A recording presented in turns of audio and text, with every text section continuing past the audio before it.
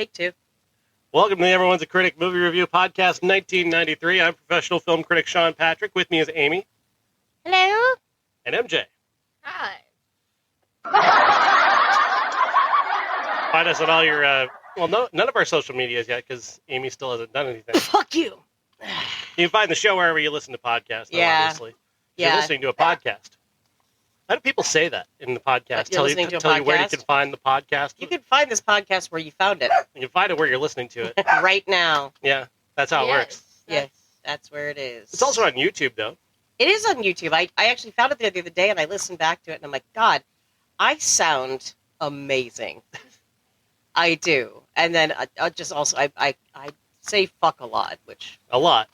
Yeah. It makes it pretty much not PG-13. Pretty much, yeah. That's fine. And we're fully demonetized on YouTube, I'm sure. Sorry, Bob. We're the only podcast that has a cunt list. So. That's true. And we're adding to it today. But not yet, because we got to get through two films today. Yes. Two very similar films about fish out of water. The tone of these films. Just the exact same, right? Oh, absolutely. I mean, certainly. These are two epic movies on a par of... multiple Oscar nominations for each. In the presence of greatness, I don't deserve to even watch these films, I'll be honest with you. Well, at least the second one. Let's talk about The Firm. The Firm. Directed by Cindy Pollack and based on a novel by John Grisham, a quite good novel that I read at the time it came out in the early 1990s. And starring Tom Cruise, one of the biggest stars in the world. One of my least favorite people in the world. Having said that, I remember seeing Mike Nelson on Mystery Science Theater back then when The Firm came out as a book and he was reading it behind the desk there. And I'm like, okay, if Mike Nelson likes it, then I guess it's okay. But outside of that, I really don't like Tom Cruise. So that's why this movie was a little surprising to me. Mm. Yeah. MJ, initial thoughts on The Firm? A lot of it fell out of my head after this movie. The movie we just watched. It was interesting though. It really was exciting. Well, it did, but it wasn't always we kept thinking, we kept saying it out loud. He's joining a cult, right? Yeah, he's joining a cult. We knew what was happening. We just they didn't know what's happening apparently. But you could tell that Jeanne Tripplehorn, who played his wife in this movie, she knew something was weird. Jeanne Tripplehorn, God's first chance at making Katherine Heigl. That's so true. I'm like, God, she looks just like Katherine Heigl. It's so weird. You got it right the second time. Yeah. Oh, poor Jeanne Tripplehorn. God bless her. Excuse me. You know, incidentally, just a fun fact, she was actually in the Jeepers Creepers sketch from Mr. Show. She was one of the dancers. Oh, wow. Yeah. Jeanne Tripplehorn. She was actually in it. That's right. Yes. Not Katherine Heigl. Nope. No. Katherine Heigl was our age, so I don't think she would have been old enough to be in this particular She scene. famously also has no sense of humor. I heard that. Famously, I don't either. So... Not that Katherine Heigl's on the cunt list. She's not. She's not on the cunt list. There's no reason to include her yet. No. Just don't make a movie that infuriates us, and then you'll be fine. And don't make bad choices. Until 2010. And there you go. Then she'll start making... Yeah. She'll make movies with Gerard Butler, and then well... But it's only 1993 now, so she's barely even alive. That's true. I'm kidding. She was just in a movie this year. This year? I think, doesn't that movie... where Gerard Depardieu's tried to have sex with his daughter. Isn't she the daughter? Oh. Hang on. Oh. My Father the Hero. My Father the Hero. Let's see here. I think that comes out later this year, actually. In 1993? I think so. Good Christ. You're right. Wow. And that's... Does he really try to have sex with her? I don't think so. He's trying to stop people from having sex with her. I think that's the premise, but... He's like the French steroidal Peter Davison, the Fifth Doctor. It's weird. I'm looking at this picture. It's like he looks just like the Fifth Doctor, but just huge. So that honestly, you see that? You see that? Yeah. Anyway, that comes out in 1994, February 3rd, day before your birthday, 1994. Wow. Yeah. So that was a gift. Yeah, that was God's gift Gerard to me. Was Depardieu. that movie? Depardieu. Anyway, the firm. The firm, yes. Yeah, the firm. Okay, so he's a damn good lawyer. He's a damn fine lawyer. Mitchell McDear. Mitchell McDear, and we should know at the outset that he and his wife, Jeanne Tripplehorn again, they're very poor, but he's being courted by all of these different firms to come on board, and because just of how good he is at lawyering around, like you do. Yeah, he really lawyers. He lawyers the shit out of lawyering. I mean, he does. And he's a white lawyer. He's so a white lawyer. Really makes him very attractive. Yeah. By the way, a trigger warning: if you're looking for any people of color in this film, you're not going to find one. It is the whitest movie. There wasn't any. We didn't find any. No, Mr. Abanks. In the Cayman Mr. Islands. Abanks, that's right. In the Cayman Islands, yep, his son got killed. Right? Yeah, we'll get there. His son. That's true. Okay. So there's one, but that's all you're going to get because it's 1993, and we still have, a taste for mayo in our films. So much mayo. So much mayo. God damn. It's all mayo. So much. I'd like to call it Miracle Whip, but it's not. Whip.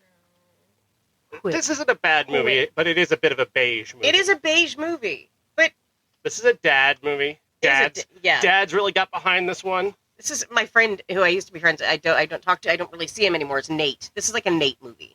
This is right up his alley. Not that he's beige, but he did have beige taste. So yeah, have you ever seen The Firm? This movie listens to Matchbox 20. It does. This movie loves Matchbox 20. That's so crazy. I mean, it is when we first meet this law firm, they are already putting off creepy really vibes. Weird vibe. Yeah. The firm encourages you to have children. The firm encourages you to be happily married. The firm encourages you to be white. Yeah. I mean, let's face it. That's true. The firm encourages the wives not to work. Yes. However, his wife, Jeanne Tripplehorn, his wife, was a school teacher. I think that's accepted because, probably not. Because that's one of the natural careers. That's right. Oh, that's right. And they don't have children yet, so they were encouraged to get started once he got accepted. Which, by the way, do you remember the dollar amount that this firm gave him? Was it $60,000? What? No. Wasn't it 90? It was 90 something. 90,000. Was it 96,000? It might have been 96,000. $96,000. Yeah.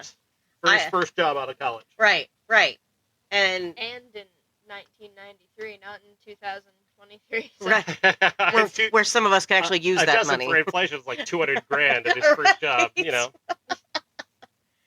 apparently the fucking Illuminati, I guess. Oh, of course. God damn it. So ultimately, they go with this firm, and they move to Memphis, Tennessee, where we meet. That's how Andy Kaufman pronounced it when he's in wrestling. And right away, they had the house, white picket fencey, kind of everything. It's Mercedes Benz. Yeah, it almost is Stepford Wives ish, but for guys, you know what I mean? Yeah, but Pollack doesn't underline that, right? It's not a satire. He's not poking fun at this. He's projecting a sort of grounded, realistic place where this could exist. Right. And that's the same way Grisham approached it in the book. Was it more of a realistic thing and not necessarily satirical like that? Yeah. Well, and then we meet Gene Hackman. And Avery Towne. See, you remember that, but you can't remember the dollar amount. Okay. Because, if you'll recall... I remember Gene Hackman. How weird. Does anybody... Okay, but the three of us, when we're watching that movie, and I kept saying, how much money did he get? And then we finally got the answer. We were, really curious. How much money are they offering? Well, because he was fucking around with it. They made him guess what they're giving him, and then... He guesses it, but doesn't say what the number is. Right. And then he brings it home to his wife and makes her look at it. Yeah. You accepted this without looking at it? It's I guessed what it was. I'm a good lawyer. He's a damn good lawyer. How is that a good lawyer? How does that make you a good lawyer? Because, he's got good guessing skills. He's got the guesses. Honey, This is only $35,000. Why did you accept this? I'm a good lawyer. I said so. You have to work 90 hours a week for $36,000 a year? That's what I wanted to do, honey. It's my dream. You knew that getting into this with me. Yeah, so but ultimately, they're in Memphis and they're looking around. They're meeting up with people. Memphis. They're walking in Memphis like you do.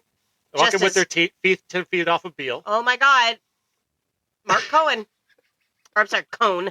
I would want to pronounce it wrong. Mark Cone. Yeah, Reverend Green was happy to see them. I hate that fucking song. If you just keep going on it, I know you know what? lyrics. He's going on the cunt list. Sorry, Mark, but my brother did this to you, and your violation, just being a cunt. You know, Sean by proxy. Yeah, being a cunt. Sorry, you're on my list now. So anyway, they're moving around in Memphis on foot, and. Anyway, they're going to the office and that kind of thing. That's where we meet Gene Hackman, who you don't know if he's a good guy or a bad. Like everybody's giving off bad vibes. It's really confusing to figure out who is who. Right? You can't trust anybody. Because the biggest bad guy, the two biggest bad guys are Mark Twain and the diabetes guy. And he drew me. Walter. The two. Wilford Brimley. Let me grab the two least intimidating human beings on the planet. That's the true. two kindliest grandpas we can find, and make them the top villains in the movie. Hal Holbrook and Wilford Brimley. I know you can't do that to Hal Holbrook because he's a fucking goddamn treasure. That man. Yeah. And oh God, remember Into the Wild? Nope. Into the Wild. Nope. We're gonna have one of those moments where I'm gonna start crying. Yeah. Which part were you talking about? Where like Hal Holbrook tries to adopt him as his grandson. They make the belts. Yeah. Oh God, I'm not gonna do that. Remember when he was married to Dixie Carter? She was a fucking national treasure too. Anyway, yeah, you can't do that. And again, Wilford Brimley is not intimidating. No. He comes off like he wants to be in this movie, but all I keep thinking is when he was trying to kill Tom Cruise, I thought he was trying to give him a hug. He's gonna give him a hug. Yeah. He's gonna make him some oatmeal. He's gonna make him some oatmeal. Eat your oatmeal. Oh God, yeah. So, but I mean, at the same time, he is rather menacing. You don't like him, like immediately. Mark Twain. I just got that. Hell over. I forgot about that. Anyway, this is where all this starts, and then two of the members of this firm go missing. They're dead. Yeah. Which can I just talk to you for a moment about Kaczynski? Yes. The guy who dies. Yeah. Kaczynski looks legitimately in his 60s. Yes. And they tell you in this movie He's in his 30s, he is 41 years old. Yeah. I am 6 years older than that. And you look at him and you're like, dude, why are you 100? It's like, so of course old. You died jumping off of a boat. Look at how old you are. You log? Come on. I'm sorry, that's ageist. I shouldn't be like that. Anyway. The man was in the AARP, and they're trying to tell me he's 41 years old. Well, you could sign up for it back then, couldn't you? This guy went to college with Wilford Brimley. You're telling me he's 41 years old. So was Wilford, though, oddly enough. He just turned 41. There was some weird statistic about Wilford Brimley, actually, where like somebody said in this movie, he is 41 years old. Like, no, the fuck he is not. So, like, I don't know how old it was. Like, it was like when he made The Thing. He was like in his 40s, and you're like, he looks like he's 70, because Wilford Brimley has always been 70 years old. Always. Like, he was even my mom's grandfather. It's weird. Yeah, I wanted to see. So he's born in 1934. 1934. So he was 61 when this movie was made. Very spry. Yeah.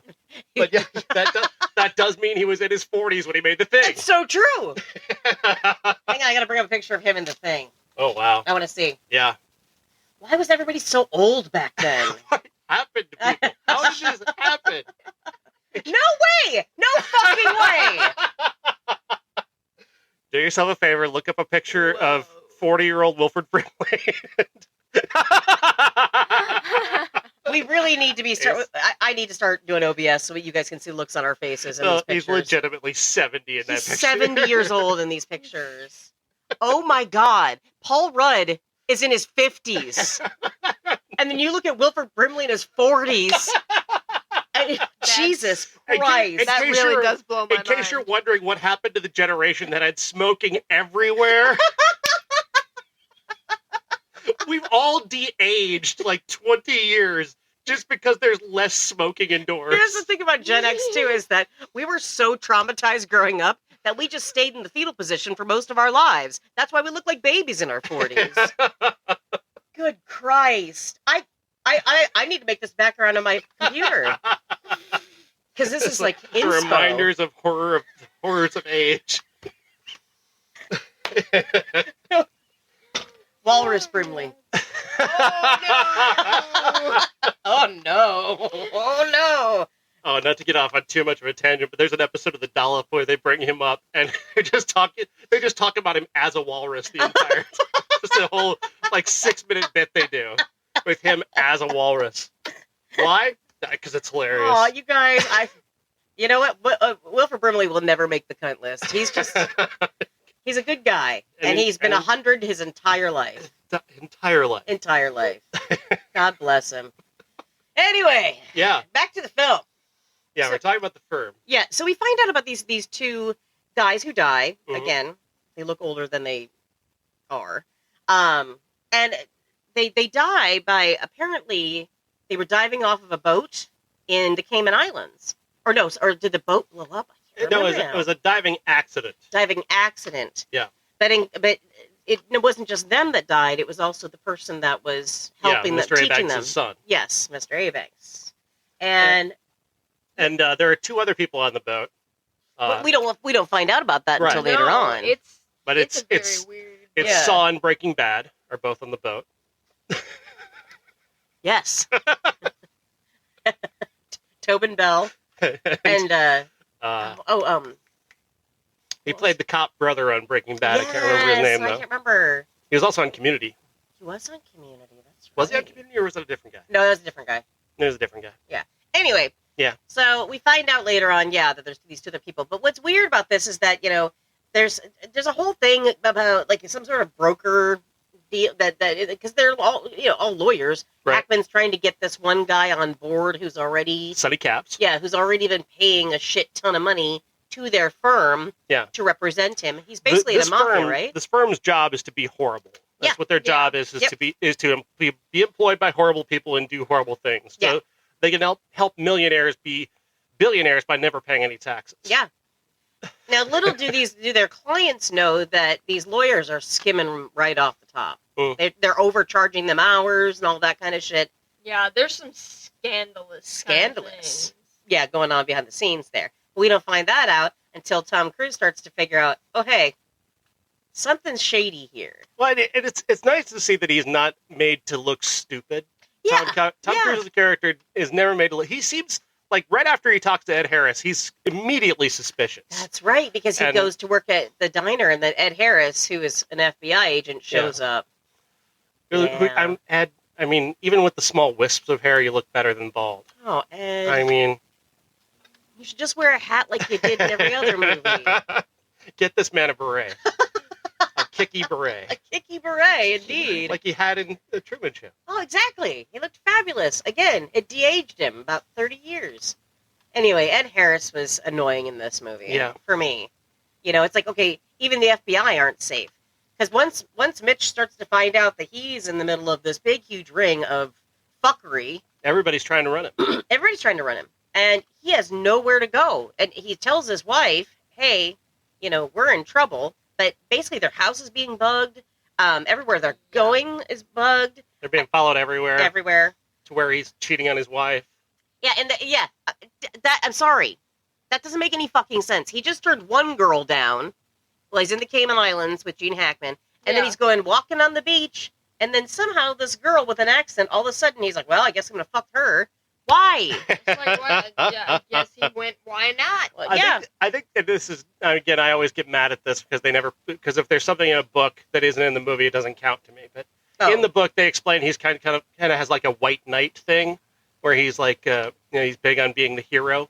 And so they kind of, the firm set up that girl to give him an opportunity to be a hero. And that's kind of his. And then she thanked him for it with her pussy. You're welcome. Here's my box. That's just kind of his thing. He's a white knight. Should kids listen to this podcast? No, definitely not. I'm sorry. Mom, I know I've disappointed you, wherever you are. Okay, good, because I did not understand that, because to me that didn't make any sense. It doesn't exist in the movie, so, you know. So they dropped that. It's just like, well, I'm not going to fuck her, but I do feel like fucking this one, I'm just a guy who can't control himself. I'm just a guy who can't say no to a girl on a beach who's got a sprained ankle. Like who that? is either a sex worker or works in tourism or both. She said she worked at a what was it? A travel agency. But then she R.I.P. was also working as a sex worker? Well, I mean, that's what travel agencies are. Oh, wow. Right? Well, I don't know. I'll ask Peggy. She used to work at Gulliver's Travels at the mall. But I don't know. Yeah, the whole thing, like, it seemed like he was being set up, but it didn't make sense why. Like, No. that was one of those scenes. It's like, you just said no to that one. Well, I don't get why we're saying yes to this. And then, so eventually, you know, when all this shit starts to go crazy back home, and he realizes, okay, Wilford Brimley's got the pictures of him doing this girl on the beach. He better do something about it. He either can tell his wife, because he's going to get, you know, he's getting blackmailed one way or the other, or not tell her, and then she gets these pictures in the mail. And then somehow, I forget, how did we get there, where he finally does tell her at dinner. Yeah. I think he's worried that it's going to come out, and he's got to launch this whole big plan to try and take down the firm, and he doesn't want them, you know, knocking her out of the game. Right. Like, you know. With the pictures, because Seriously. they've got pictures. Yeah. Saw took a bunch of pictures. Oh, Saw. Killer Bees from Overnight Delivery. And Saw. His name's Saw. Every time Technically, it's Jigsaw. It's Jigsaw, I know, but it's like Saw. It's funnier to say Saw. And the other it's guy's like calling Jason Bad. Friday. It's Saw and Breaking Bad. They were out to get him. With the Quaker Oats guy. You don't have it. Yeah, right. Oh, Chewy loves Quaker Oats. It's the right thing to do, isn't it, Chew? You bet. You bet. Put that dog in the cunt list. Anyway, okay. Yes. He's not going on there, but you might make it next to Mark Cohn. So ultimately, anyway, all this shit's happening. It's going crazy. Somebody kills Gary Busey. Oh yeah, that's the private investigator guy that Eddie Lacroix or whatever his name is. Bringing just Eddie Lomax. Eddie. Bringing full Busey energy to the moment. Oh, and what a fantastic little moment we get. I'm sorry, when Busey shows up in any movie, I'm excited. I one of my favorite Busey movies with Busey moments is Point Break. Every fucking time.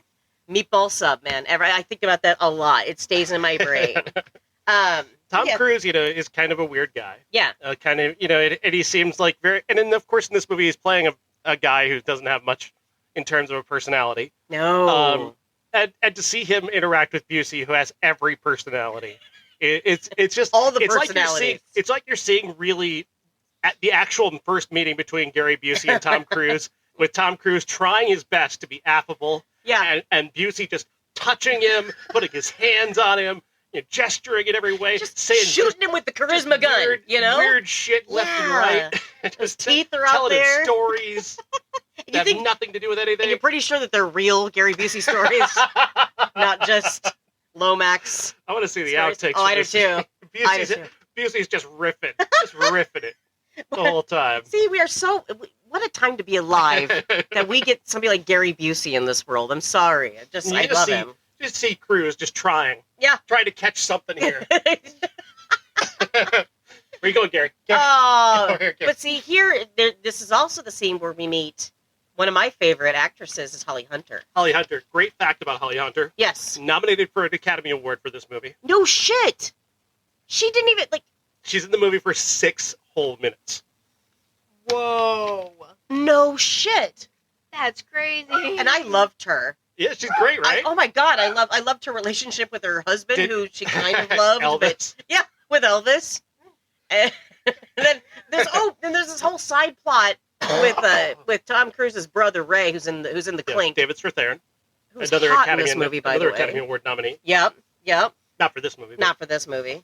But I mean, the cast was phenomenal. Like it was really top tier. It's just a shame. Like, I just wish we had more Holly Hunter and Gary Busey. And I was really bummed. Spoiler alert, guys. Gary Busey gets shot. A lot. With Holly Hunter hiding under. Because she was down there giving him some pleasure. And they don't think I was doing vacuuming? I want that on a t-shirt. Oh my god. She deserved the Oscar nomination. Absolutely. 6 minutes of screen time, but just her and David Strathairn looking at each other like they were going to fuck immediately. Yes! That is way too much chemistry for two people to have when they first meet. And how did we not get a movie from those two later on? Right? You know, write them a story. I would love to see what happened to them. When he's looking at her to come with him. And yes. Oh my god. And she's like, Yeah, I was down. I was crooked down. Smile. Oh yes. my god. Wow. I love her so much. Amazing. She's great in this movie. It's little moments like that that make the firm, I think, when she's just interesting. dancing and making tea. Yeah. You put Holly Hunter in an empty office with a printer. She's just standing there printing things. Stealing the fucking movie. Vital to the entire plot, absolutely. too. She handles everything behind the scenes. Oh my god. Yeah, she's going down the Caymans. She's stealing boxes and shit. And oh my god, yeah. Just phenomenal. Helping Jeanne Tripplehorn almost fuck Gene Hackman. Oh god. See, that's where Fuzz and I, we were like, oh, don't do it. Don't do it. Like, we really thought there for a second, like, no. So they had a plan. They're going down to the Caymans. They know where the files are. The files are in Gene Hackman's closet in his Cayman's apartment. Closet in his Cayman's apartment, and they're going to go down there and they're going to not steal the files. They're going to copy them. Right. But they need to get Hackman away, and they think he's going to go scuba diving, and then he tells Jeanne Tripplehorn he's not going scuba diving. That's right. She finds this out because he's trying to get her to go with him to the Cayman Islands. Ew. Yeah. So much ew. Like... when he shows up at the school, it's so cringe. She's out there and she's watching. We're doing a recess monitor, and she's out there watching the kids, and he's like, "Hey," and then like asking her to go to the Caymans after. It's so icky. Just so icky. It's so icky. He's just a man in cock form here in this entire movie. Would you call him cocksure? Are you cocksure? Does he try to fuck everything he sees in this movie? I think he would have had Tom Cruise for a minute there. I'm so glad him and Holly Hunter didn't have a scene together. Oh, because he would have been after her too. All over it. All over Gene it. Hackman. There's another 100-year-old man. It's been on. I just was he born in like 1843? I got this up. And a great actor. Looked the same in the firm as he did in Bonnie and Clyde back in '68. Yes, correct. The same. Do a side by side. I'm telling you, they look exactly the same. He didn't age. God, he's in his 90s. I know. I just, and the thing is, like, he's a good-looking guy. You know, like, I mean, I see that, but when it's here's how Gene Hackman is good-looking: is that he is so charismatic. Yes. That the paunch belly, the receding hairline doesn't matter because he's got a great smile. Yeah. And he's just all personality. That's like my weird crush on Billy Crystal. It's the same thing. It's the same thing. I've always had a thing for him, and I never knew why. But I mean, he didn't really have a paunch. But man, that receding hairline, he was skinny and charisma and everything that he says, I just loved it. Charisma, something another movie talks about too. Oddly enough. Oh yeah. We'll get to that. Yeah. Sidney Pollack is a hell of a director. He's taken this what is a kind of a very basic thriller and kind of elevated it a little bit with this amazing cast and delivered something pretty thrilling. It was, because I asked you, I said, would you call this a thriller? And you said, yes, I would. And I'm like, I hate thrillers. And it turned out I didn't hate this movie. And I really set myself up for like, you're going to hate this. Like, I looked for everything wrong. And then Gary Busey fucking shows up and I'm like, God damn it. Now I have to love this. Gary Busey and Holly Hunter, is it Christmas? Thank you for those gifts. But yeah, we've been a little light on Cruise, talking about Cruise. He is the star of this movie. And I got to say, that scene when he walks into the hotel room of the two gangsters and he's confronting, what's his name? I lost his name. The lead gangster, the guy who's... Sonny Caps. No. The other guy. Yeah. Other guy. Yeah. Yeah. Other guy. Remember other guy? Other guy. I mean, he really stood out. His performance was Paul top-notch. Sorvino. Okay. Oh, that's right. That's because I even said, I'm like, oh, Mira's dad. And that other guy who's played every gangster in every movie. Not typecast at all, Paul. That is a Sorvino. hell of a scene. Yeah. That is a hell of a scene. He is holding that down. Do you know what scene got me was when Cruz realizes that their house is bugged, and he goes and he turns the music up. He grabs Jeanne Tripplehorn, and we're relying on her face to tell the story that he's giving her. He's saying, we're fucked, basically. And then just the look on her face was so terrifying. And I thought that was just such a great moment. And then she goes running out of the fucking. It's like, don't run, dude, don't run. Oh, God, yeah. They're gonna see you. They can see you. They're following you right now. That was realistic, though, with how she just ran away. Like, that is how most people would react. I'm out of here. No, I'm out of here. I would have run further than 3 blocks down, but I mean, you know. On a bit of a time constraint at the moment. Right. Question, because I'm pretty sure I thought you brought it up, MJ. Did we find moisture in this film? No, actually. We didn't have any moisture in this film. And I thought for sure we would see moisture on Gene Hackman at some point. Or even Wilford Brimley when he's running. He was a little sweaty at the end after he woke up drugged. It was Tom Cruise. Yeah. Hanging from the ceiling, and then, like, he had... Oh, God. Oh, yes, so wet. that's what it was. pouring moisture. Yeah. That's what it that was. was. Okay. That was But- terrifying. Yes. Hackman, after he thought he'd slept with Jeanne Tripplehorn at the end. Oh, yeah, and he was really And he sick. woke up, yeah. He was Then going he to died. die. Yeah. He looked green in Yeah. that scene. It was gross. What did they dose him with? Jesus. I know. Did you want him to die? 'Cause, I mean, it was going to happen. Like, they were going to kill him at some point. You knew that they would. He knew too much. He had too many files.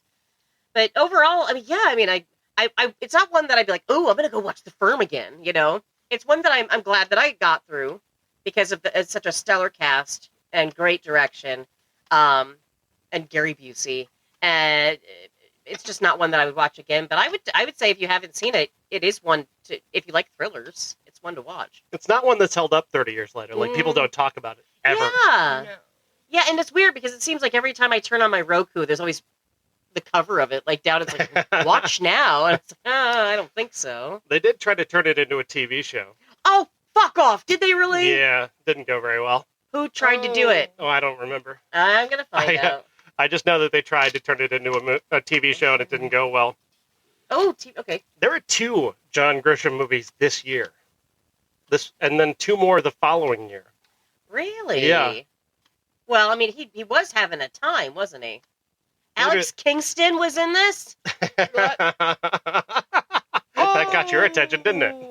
No. Maybe maybe it just looks like her. Maybe I'm wrong. I think it was. Is it River Song? Yes or no? Looks like it. Hang on. Just bring up the cast. I want the TV show cast, you dumbass. Computers aren't listening. So Peter Facinelli? No? Oh, yeah. Or no? No. Josh Lucas. It wasn't. Easy mistake to It wasn't make. Riversong. It's Molly Parker. Okay. Juliette Lewis. Wow. Probably playing the Holly Hunter role. Damn it. Yeah. Totally. Callum Rennie as Ray McDear. Never heard from him again. I don't know. Martin Donovan was in that. I like him. Yeah. I think it lasted 2 seasons. Really? Yeah. How? 2. I think they paid. They paid the series. Maybe 2012. 2012. Huh. Well, there you have it. Yeah, they waited a bit after the film was made. For sure. So, later this year, we're going to watch The Pelican Brief with Julia Roberts, right? Yeah, Julia Roberts and Denzel Washington. Next year, The Juror with Demi Moore. Oh my God, I don't remember And that The one. Chamber with Tommy Lee Jones and Susan Sarandon. Could we get out of the law for a minute? Or is that's all Grisham knows, That's right? all Grisham knows. Yeah, he's a lawyer. Oh, so. I get it. Source material. Yay. Why don't you write a story for Lifetime, John Grisham? I'd love to see a story about a woman lawyer. Get this. What? I just read a piece of trivia that just blew my fucking mind. What? One of director Sidney Pollack's original intentions was to have Mitch McDear have an affair with Avery Tolar. What? Just wait. The character was changed into a woman and was to be played by Meryl Streep. Oh. As it is, Avery was a weird, flirty bromance type relationship with Mitch at the beginning of the film. Wow. Wow.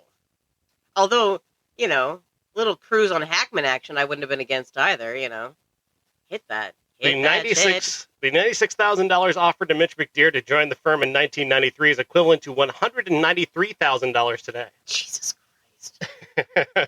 Which none of us will ever see in our lifetime. You can donate to our Patreon today. If I had one set up for us, you could donate, but you can't. Robin Wright turned down the role taken on by Jeanne Tripplehorn. I can see her doing that. Yeah. Yeah. But Jeanne Tripplehorn kind of is the beigest. Did you happen to catch the dog's name? The dog, no. Mitch's dog. Charlie? Hearsay. What? The dog's name is Hearsay. No, it wasn't. Yeah, it was. No. Uh-huh. That's dumb. Hearsay? Hearsay.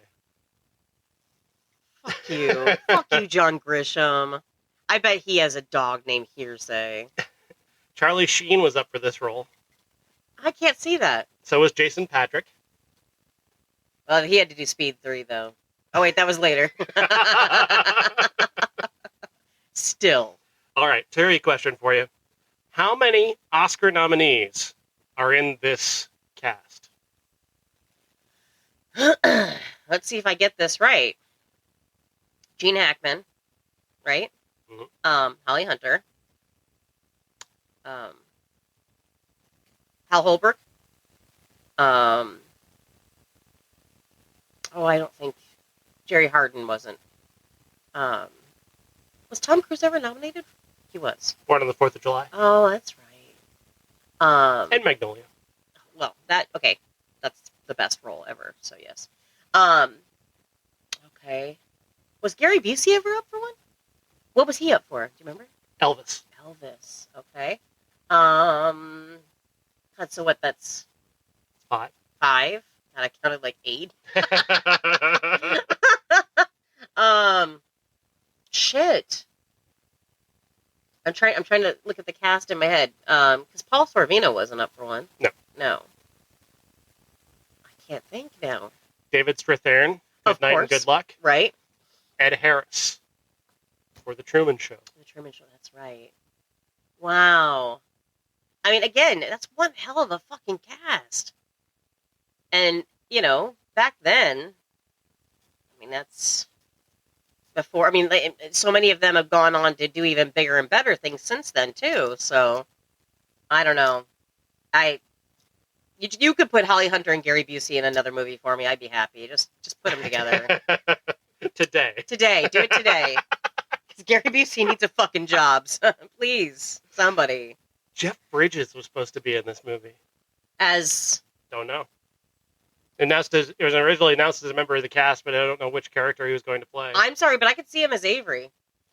Yeah, that could work. Yeah. He's certainly not Mitch. He's definitely not Mitch. I could see him as Avery. Mitch. I could see him as Avery, and they would have a kind of like a buddy thing. Because right now, about this point in time, he had the long hair. So he'd slick it back and be kind of like that yuppie-ish kind of thing. Jeff Bridges is one of the greatest actors of all time, by the way. So, just in case you were wondering what my opinion is, I would have loved to have seen him in this, but that's fine. It was still a great cast and a decent movie overall. Yeah. Yeah. I also loved the early work of Margot Martindale in this movie. Margot Martindale. Wonderful character actress Margot Martindale played Tom Cruise's secretary. Oh. Yeah, she didn't stand out for me. She stood out in everything else she's done because she's awesome. That one time where she answered the phone, no, he's not here. Great scene, Margot. That's a wrap. Sorry.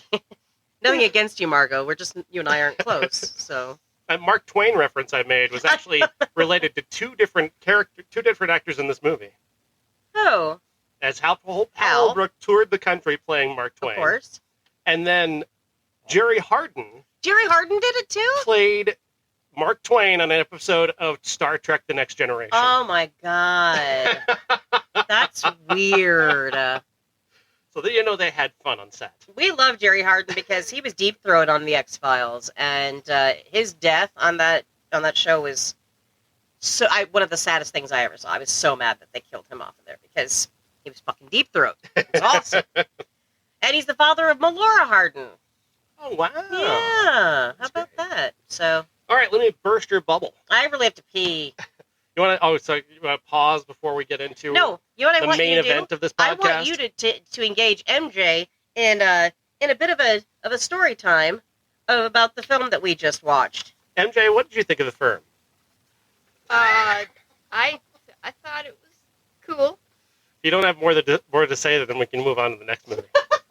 I don't have a lot to say about The Firm. I honestly forgot most of it over the week I've forgotten most of it. So it didn't really hit for you. It was cool, and it had like those moments of like, oh, what's gonna happen? And yeah. It was an interesting watch. That's about as much as I've got. Solid 3 out of 5. Yeah. What about Son-in-Law? Oh boy. So we're planning on watching Weekend at Bernie's 2. We announced it on the last show. We're watching Weekend at Bernie's 2. We went to watch Weekend at Bernie's 2, and they asked us to pay $8 for it. And there is just no universe that can justify paying $8 for Weekend at Bernie's 2. No. Just doesn't exist. Absolutely not. There is no universe where that's reasonable. No. I haven't even seen it, and I still don't think it's worth $8. So this is Weekend at Bernie's 2. Okay, I'm going to give this to you just so you have a sense of what you missed out on. So in the original Weekend at Bernie's, Bernie, the boss of these two characters, played by Jonathan Silverman and Andrew McCarthy, he dies, and he's invited these two idiots to come to his beach house and hang out with him. And they get there and they find out that Bernie's dead, but they need Bernie alive because they've been kind of drawn into this scheme of Bernie's. And if he's dead, they're going to go to jail. So they have to pretend that Bernie's alive. So they carry his corpse around and make it like wave to people and pretend to talk to people. The corpse has sex with somebody at some point. Like the corpse goes swimming. Like all this stuff. Classic. Oh, okay. Yeah. So they made a sequel. Yeah. Which no one asked for, by the way. No, that corpse probably would be like rotten pretty hard by that time. Because it was like 2 years later, wasn't it? The sequel? Yeah. Oh no. Yeah. Well, it's set immediately after the original story, though, of course. Okay. Bernie's corpse is taken back to New York, and it's found by a couple of guys who do voodoo, and they they kill a chicken and use its blood to bring Bernie back to life. But they screwed up the process of doing that in the midst of it. So now Bernie can only come to life when there is like salsa dancing music playing. So he gets up and he salsa dances everywhere now. But if you turn that off, he drops like a corpse because he is a corpse. He's a corpse. Right. Does this make you happier that we watch Son-in-Law instead? I don't know. I think I'd rather watch that one. Because we'll never get this time back. Yeah, I am not making that up. That's what happens in Weekend at Bernie's 2. I totally forgot about that. And I know I saw it. I remember watching it, like, with my friends. But then again, I was hanging out with my friends, and we were probably having a better time talking to each other. This was during your Andrew McCarthy phase. That was in, like, 85. That was mannequin era, 86. Yeah, I did love him. I still love him. Are you kidding? His book. Oh, he has a book. He's an autobiography. Oh my God, it's so good. It is. It's so good. I love him. I just hated this era of film for him because he deserved better. He's a good actor. So, Amy, tell us about Son-in-Law. Fuck you, and fuck you, Pauly Shore. I already wrote you on the cunt list. Who said this was okay? This movie, and of course it's like I get it. It was like the whole MTV. Thing. He had his own show on MTV. He was synonymous with MTV. He was the reason most of us would change the channel from MTV to something else when he would come on. Admit it, we enjoyed Pauly Shore at the time. No. Modestly. At the very least, a little bit. Oh, God. Every time he said the word cones or nugs. chomping on some grindage. Oh no. Nugs are women. Yeah. In case you didn't, if you don't have your Pauly Shore to English dictionary. I didn't bring it today. I forgot it at home. Chomping some grindage is having food. Wheezing the nugs is hitting on women. Of course. You already know what mingling means, because technically you're mingling anyway. I mean, I'm so mad at this movie. Like, I thought I was sad about it, and then it just turned into blind rage. So the premise here is that Carla Gugino is from South Dakota, and she's moving to Los Angeles to go to college, and her family is very, rural. To put it kindly. Yeah. They take her to the big city and drop her off at college, and she's inducted into a cult by Pauly Shore. Oh, now I would like to see that movie. This is basically a movie about grooming. I'm going to explain how this man groomed this young girl from South Dakota. Yes. And the grooming doesn't stop there, because it just keeps going in this film. He does it to the mom, to the kid. Yeah, it's okay. And not only that, but it's like I hate how films like this always portray people from the Midwest as just yokels, as just idiots.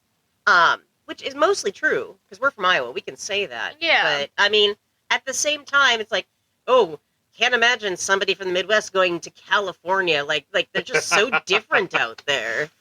Oh, are they? Or are they just, I think we're all assholes. Different brand of assholes, Yeah. I would think. We all own our assholery a different way. If I could give this movie a minor compliment, very minor compliment. Okay. In modern movies, the way you portray the Midwest is through terrible wigs.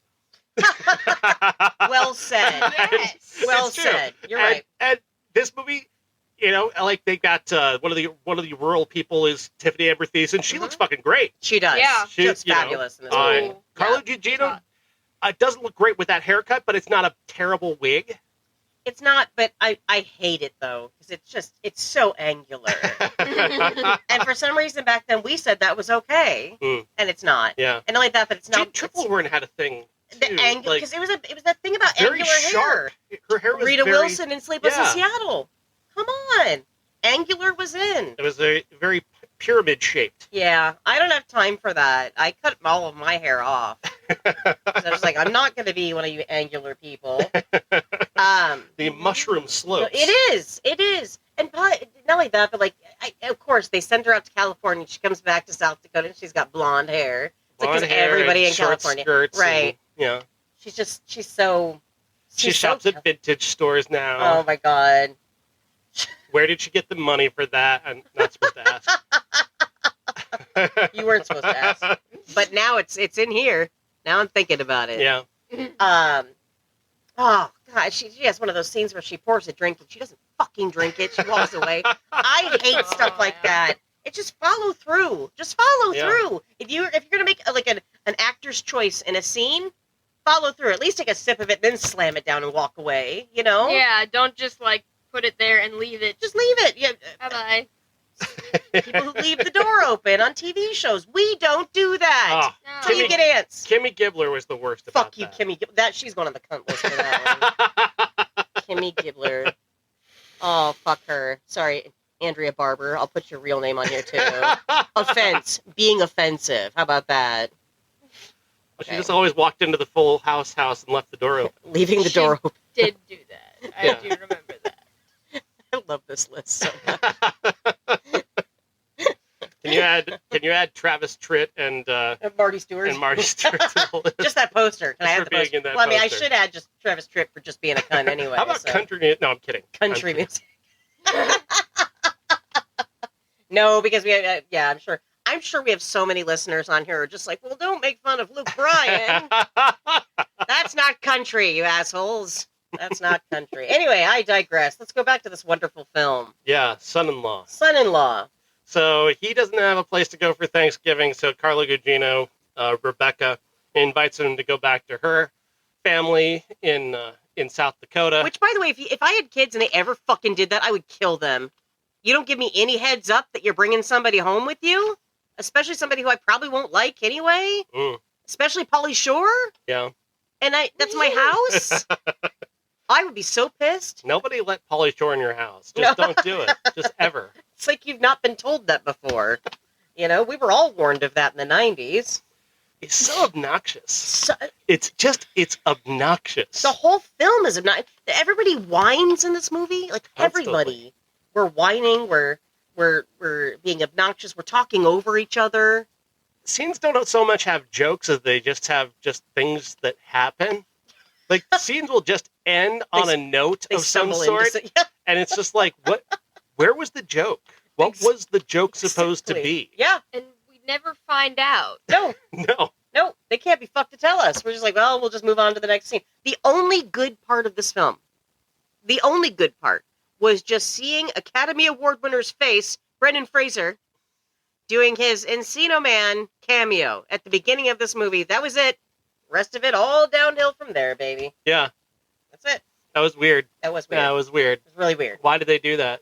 Because Encino Man had just come out prior that year, or the year before, right? I guess then they're both Disney movies. There's that too. This is a Disney movie. No, it's not. It is not. This is a movie made by Disney.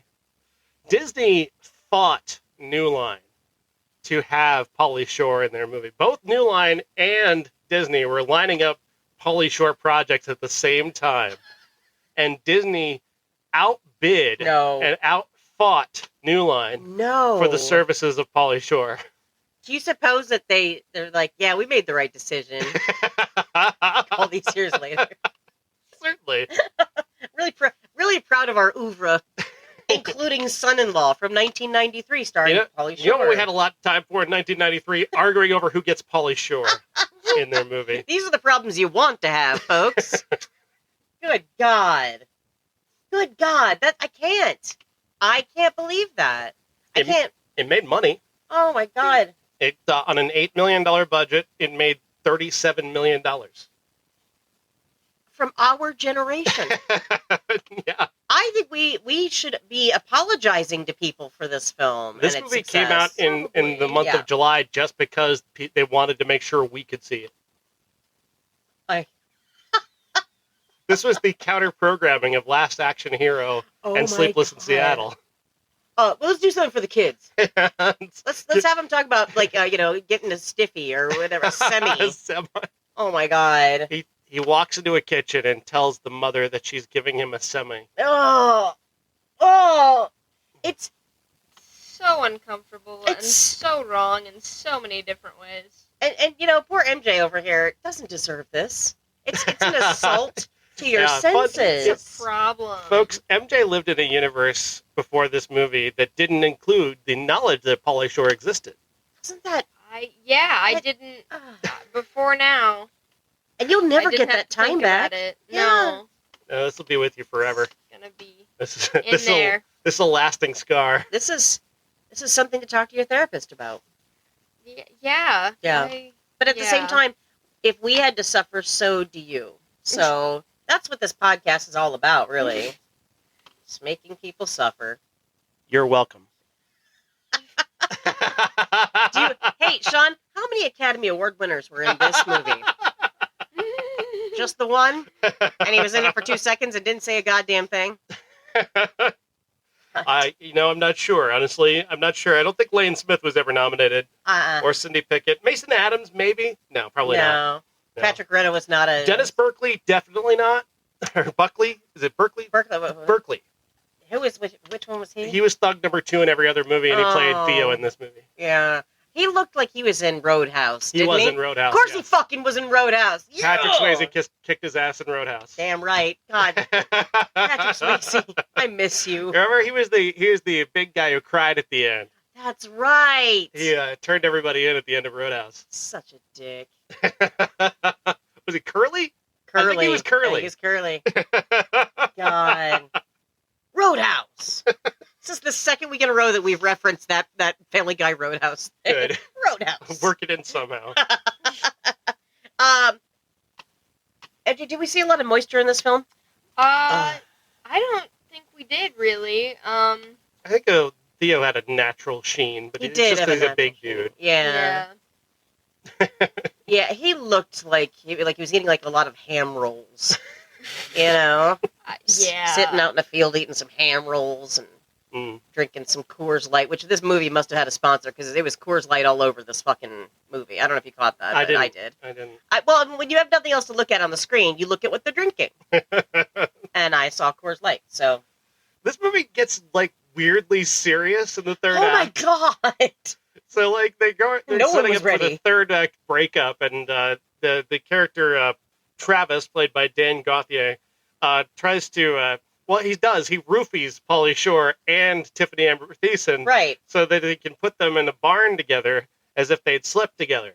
To upset. And it's like, Tiffany Amber Thiessen, for some reason, decide to include this scene where it looks like she's, like, processing the fact that she's been raped. It looked like a Lifetime television. Like, it was such a weird tonal shift. And the thing is, it's like, the shot on her and the tear, like, it was a good shot. Like, you felt bad for her. Yeah. Well, I mean, she just got slut-shamed by her boyfriend. Right. Like, immediately. And she hadn't done anything. Oh, my God. He had done that to her. Yeah, like, so you're going from, like, this really wacky, thank God I'm a country boy, Pauly Shore movie, into, hey, let's throw the kids off guard. Let's have a conversation about consent. See, that's why Disney wanted. They wanted that one scene. That was a lesson scene. Oh, God. Some things may not be appropriate for a Pauly Shore movie. I'm just saying, this is probably one of them. Yeah. This is the one. There was another way to get to this. Oh, my God. It didn't include this scene. Yeah. Oh. Wacky, I think I might have been raped scene. Yeah. That's just the one hijink of the film. I told you that. There's one hijink and one shenanigan. I assumed this was the shenanigan. You're right. That was the shenanigan. Yeah, you got it. The only shenanigan. It's just so awful, this movie. The lead character's name is Crawl. Yeah, Crawl. Yeah, we meet him as he's hanging upside down in his RA dorm. Yeah. With what kind of slippers were on his feet? With a deer? Monkeys? I thought they were monkeys. They were some sort of brown slipper. Yeah. But did you notice the deeply padded package of Pauly Shore? My God, yes. I didn't want to. There's like two scenes where they practically shove his dick right in the fucking camera. I didn't ask, but anyone who got assaulted, it would be me. God. I didn't know if that was padding. I'm like, wow. Oh, it has to be. It has to be. There's no way. There's just so much there. In the words of Lars von Trier talking about Willem Dafoe, that would be a confusingly large penis.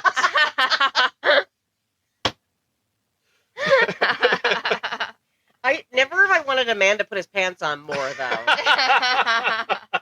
You know what? We didn't bring little Rabe out here. We didn't. But speaking of, it's like he could walk around in his underpants. I'm not going to say anything. It's fine. But this was lots of butts in this movie. And so many butts. There was some ass. Lots of ass in this. Yeah, there's some misshapen asses that I didn't understand. And I just wonder how gravity worked on them.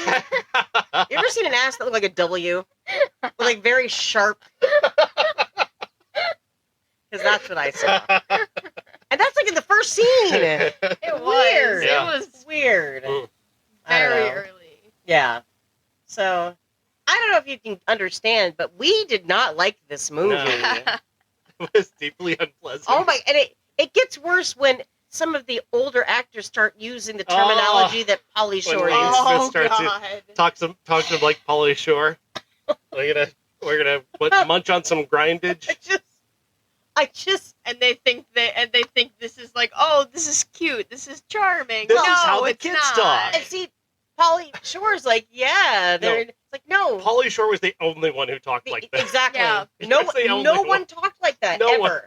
She found the weirdest dude in L.A. Was it? Yeah. She found the weirdest dude in L.A. and brought him home, and they were like, these LA people are weird. And it's like, no, it's just him. It's just him. I mean, some of those other people in that movie, they were weird, but they weren't that weird. They didn't make up their own language. Yeah.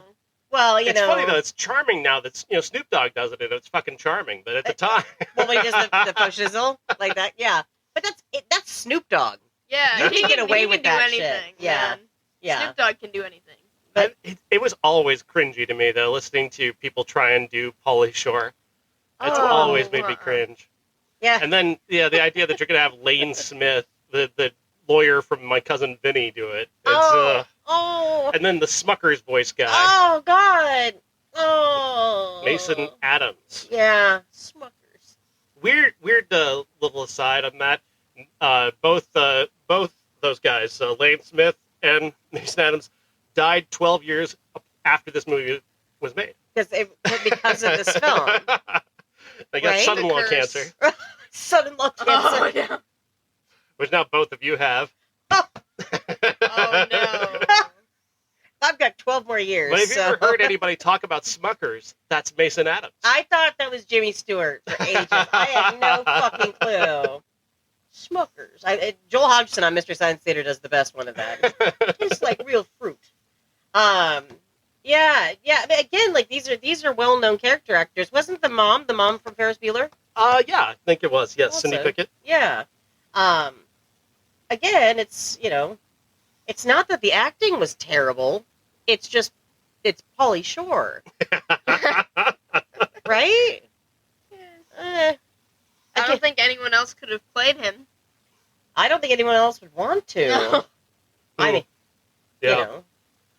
It's so bad. it's so bad. It's so bad. Like I don't know how many times like MJ had to flip over and look the other direction, and Yeah. I put the blanket over my head a few times. I put the pillow over my face a couple You times did. as well. Sean tried to put his finger through his forehead. Yeah. And it didn't work. Didn't work. So I don't know. I don't know what else to say about this movie. It's just a fish out of water story from the beginning. I mean, it's very perfunctory and very mediocre in terms of its the tropes. You know everything that's going to happen before it happens. We shouted out every minor turn of this plot because it's very, very obvious and very, very stupid. $37 million. Yeah. But it's so adjusted bad. for inflation. That's probably a pretty good number. So I mean, did you see this in the theater? No, God no. See, neither did I. Which only proves I saw it my on point. HBO like 2 years later, I think. And did you remember? If I saw it.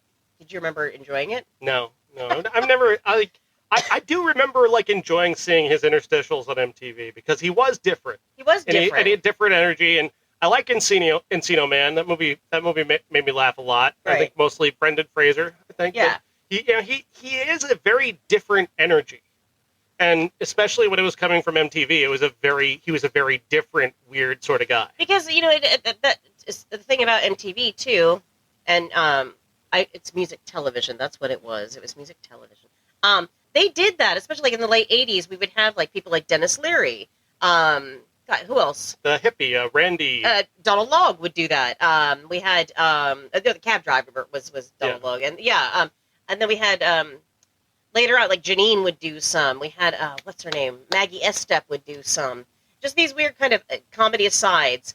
And then you get to like later on when you have people like Jesse Camp who are just annoying as fucking shit. Yeah, they're trying to manufacture. Whereas, as admittedly, Pauly Shore was original. Yeah. When he walked in the room, he was magnetic. Yeah. He had a presence to him. He was weird. Yep. He was different. And Mm-hmm. when you tried to manufacture that with Jesse Camp, it just totally didn't work. That's true. And, MTV was kind of grasping at straws at that point. Well, and yet they just died a very long and painful death, didn't they, MTV? Still doing it. I thought they died. I thought they were taking it off. Are they? Yep. I have not heard. MTV's over. Oh, wow. Here. That's news to me. Breaking news. Amy has brought MTV to an end. Yeah, MTV News. Or, I'm sorry, MTV News shut down. As Paramount slashes you. Oh. Yeah, but because who needs news? I didn't even know MTV News shut down in 93. It's just been TV shows. They don't even make fucking music. I mean, wow. Yeah. Well. I thought it ended with Tabitha Soren. Yeah. It's like, I didn't want to watch MTV News once Kurt Loder wasn't doing it. I mean, he's like 100 years old now. John Norris. Remember the movie show with Chris? Vaguely, Yeah, loved him. Yeah. And that, well, Serena Altschul, but that's only because of Syphil and Ollie, and I always think of that. And how much There was they- another MTV performer in this movie. Oh, Beth! So check this out. So Last Action Hero that we watched, last week? Yeah, a couple weeks ago, yeah. And then today, and boy howdy, was she really wanting in on this scene. Beth A, I believe, is who it was. 'Cause there was two Beths in Beth there. S. Beth S. I just remember she had the mole. Which she, if you watch The Real World, the reunion later on, she had that removed. But anyway, she really wanted to be an actress. So, like, she was in, like, 2 movies. Now I want to go back to watch all of the movies we watched just to see if she's in any of them.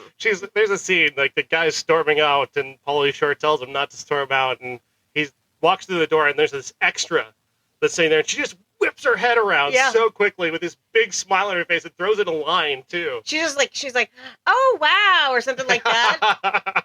And you're like, oh, no. Yeah. Beth what you're supposed S. to That's not how extras work. That's... See, you're an extra. We don't want you to talk. Just want you You're to an stand extra, there. don't be extra. Don't be... There are no small parts, just small people. She went on, and you're not going to believe this. I was looking at her IMDb trying to confirm your Last Action Hero thing, and it's not on there, but I don't know. She's in the background. I'm not denying She's that. in the background, yes. She went on to direct The Sexiest Girls of MTV. Are you serious? I swear to God, she directed it.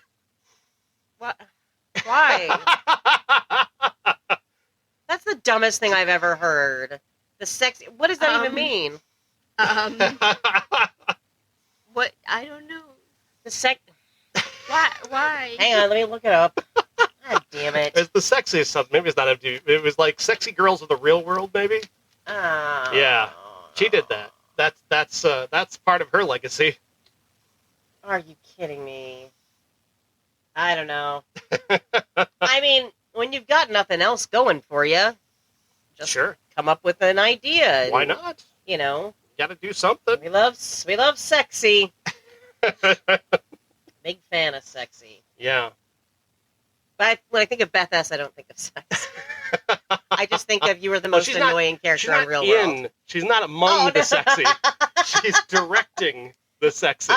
And again, I'm sure she's I'm sure she's super nice, but like when she was on the show, I fucking hated her. She was one of those, every time she Was whiny and dramatic. she was an instigator. Like she would get people, she just talk shit. And then even on the reunion show that later was on Paramount or whatever, I watched that, did it again.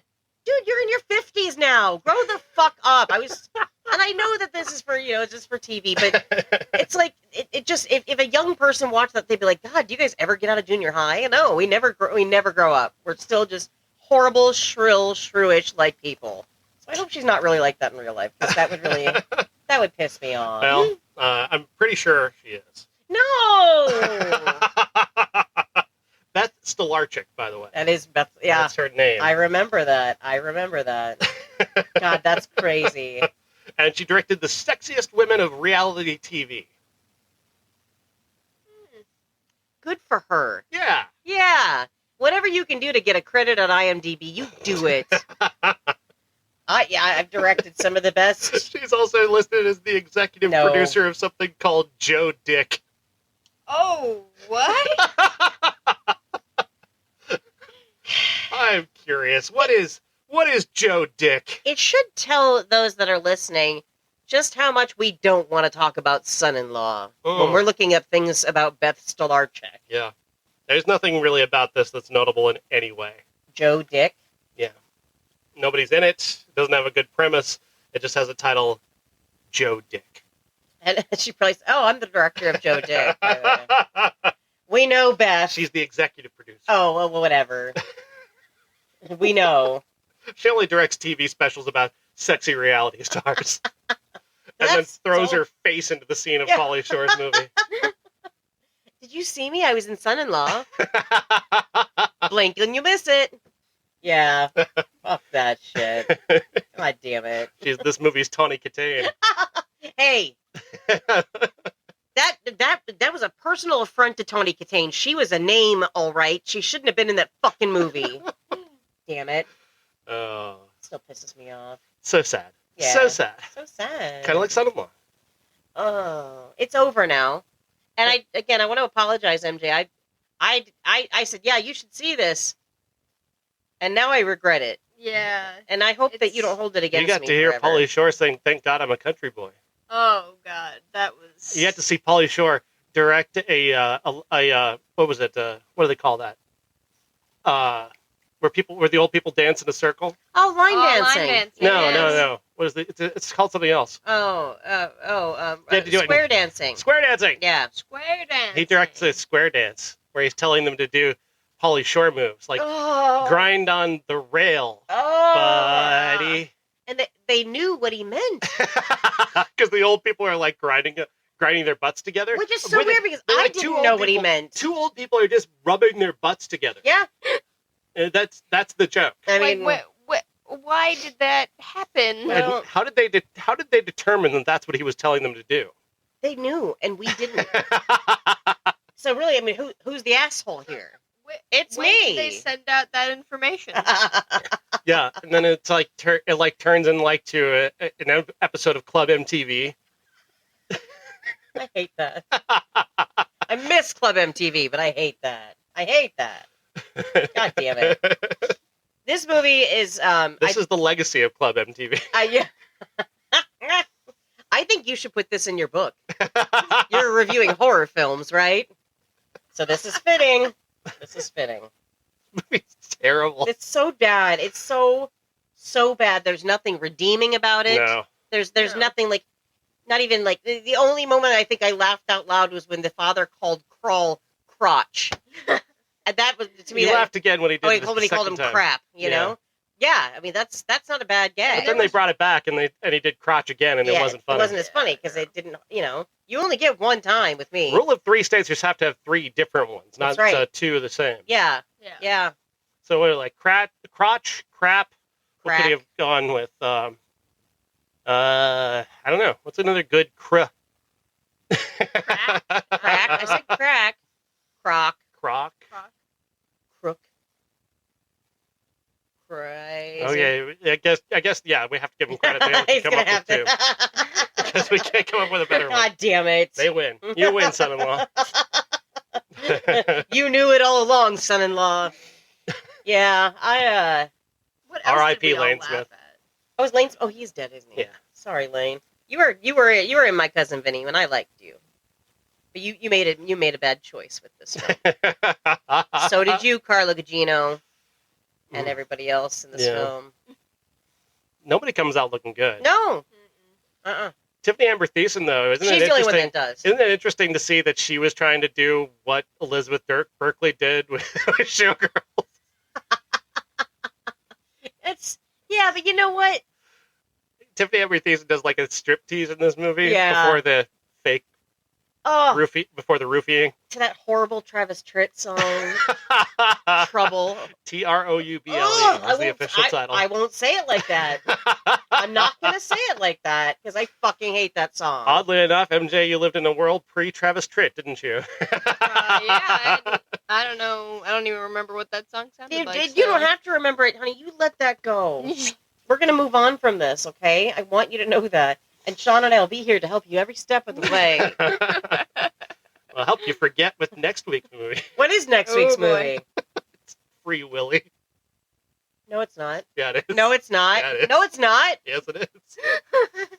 Next week's movie is Free Willy. It's literally the only release next week. Oh, my God. Now you're going to understand the scene in Bob's Burgers where Tina's got the chum all over her hands and the fake shark jumps over her. And there's that music in the background that's like, That's where this came from, Free Willy. That scene came from Free Willy. Wait, tell me there's not a shark in this movie. No, it's a whale. It's a whale. Okay, good. A whale named Willy. Don't want sharks. I'm done with sharks. Aww. Done with I have a movie called Cocaine Shark. You don't want to watch it? No. Have you What seen that Sharknado? is. No. Did you get traumatized by a shark? I got traumatized by a shark movie. Jaws? There's something meters below or whatever. Oh, yeah. And I can't do it anymore. I can't. They're all dead. All but 2 of them. They're all dead. I'm I didn't realize you felt that way about sharks. It was recently that I was traumatized by them, so I guess I'm not going to give you Which your one was it? birthday Was gift. was it the one with Sylvester Stallone's daughter and they're trapped in a cave, or was it the one with Mandy Moore where they're trapped in a cage? trapped in a cave. Cave. Okay, the first one was Mandy Moore and somebody else trapped in a cage. I thought that was Jessica Alba. No, it's Mandy Moore. Mandy Moore did a movie like that? Yeah, she did the first 29 meters below. See, everybody can make mistakes, guys. I'm a professional film critic. I don't care. I'm a professional piss taker, and I take the piss out of everything. You're a professional cunt lister. That's right. That's right. That sounded weird to say. Cunt lister. It's hard to say that, It's isn't hard it? to say it when it's true. Not easy. Yeah. How many are on there now? We got J.K. Rowling, Ellen, Chet Hanks, Pauly Shore, Mark Towne by proxy, and Kimmy Gibbler, a.k.a. Andrea Barber. And she's going to stay there. Severity, 5. Yeah, so next week, Free Willy, guys, and hopefully by then we'll have an online presence. I hear Jurgen Prochnow dropped out of this one. He's going to play the sea captain. Oh God, Jurgen, you made the choice of the century. Yeah, he couldn't have been in this movie. It would have ruined things for him. He was busy making Weekend at Bernie's too. Yeah, probably. Yeah, I mean, it seems like something he'd do, you know. And of course, you have to pay $7 to watch that. Yeah, we're never going to do that. No, we're not. Not even for that. Jurgen. We love you, Jurgen, but no. So. No, he would only get like a cent anyways. Yeah, that's so. true. It's not going to help him at all. No. So next week, Free Willy, folks. Free Willy. Amy, where do they get the video podcast? Oh, you have to write in. Send a self-addressed stamped envelope to 6969 69th Street, Pueblo, Colorado, 69690. See, I changed it up there. Yeah. Make sure you have a working VHS TV. Yeah, because otherwise, I mean, you're only going to get VHS tapes from us. That's the only way we know how to record. And you have to make sure it's from Europe. We only have we're region European. PAL. Yeah, we're PAL here, so region. You need region free. Yeah. Yeah. It's the only way it works. Yep. Free Willy. Subscribe to the Patreon on Amy's door. Just nail a $5 bill to the wall. It's true. And right now, I'm setting up a real Patreon on the information superhighway. So we'll talk more about that next week. See, guys, I'm getting there. Amy just got her first AOL disc. You've got mail. There it is. That's all. Free Willy.